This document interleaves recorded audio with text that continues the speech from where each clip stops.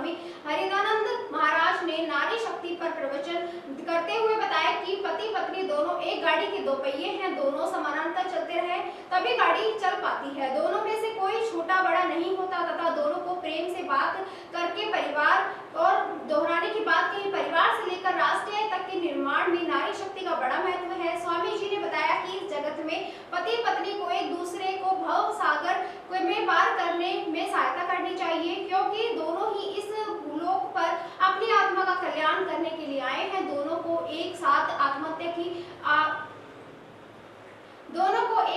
आध्यात्म की ओर चलना चाहिए। कोई अच्छा सा सदगुरु बनना चाहिए और भाव सागर को पार करने का तरीका, जिसमें भजन कैसे करे और किसका करे, इस विधि को सीखना चाहिए। स्वामी जी ने बताया कि पुरुषों की प्रकृति सूर्य प्रधान होती है और स्त्रियों की चंद्रमा प्रधान होती है। पुरुषों के विचार प्रकृति होती है और स्त्रियों के भाव प्राकृतिक होते हैं।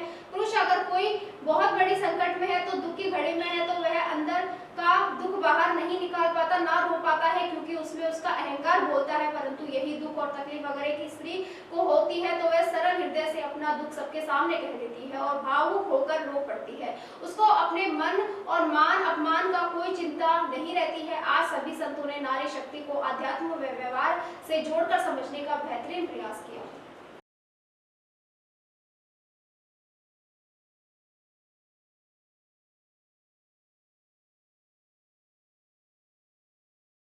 केवल पत्ते पत्ते निकलते जाएंगे, सार भाव तो ढूंढोगे तो उसमें हाथ लगने वाला कुछ नहीं है।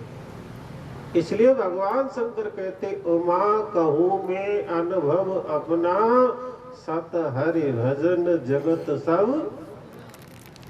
ये तो सपना है और सपना कभी अपना हो ही नहीं सकता। इसलिए सपने का जो आधार है, अधिष्ठान है, वो ब्रह्म ही सत्य है। जनकादि की आप कथा सुनते हैं, ब्रह्म हुआ और ब्रह्म की जब निवृत्ति हुई तो वह अपना स्वरूप ही निकला। इसलिए जागो, उठो और उन पुरुषों के पास जाओ जिन्होंने ये ज्ञान प्राप्त कर लिया। ऐसा जिनको ज्ञान हो गया तो आइए, आपके सामने स्वामी हरिंद्रानी महाराज हैं, वो आपको बड़ा सुंदर ज्ञान विज्ञान दृष्टांत के द्वारा हमको समझाएंगे। बोलो वृंदावन बिहारी, बोलो सच्चिदानंद भगवान की जय। ब्रह्माहं यत् प्रसादेन मयि विश्वं प्रकल्पितं, श्रीमत् स्वयं प्रकाशाख्यां प्रणोमि जगतां गुरुं।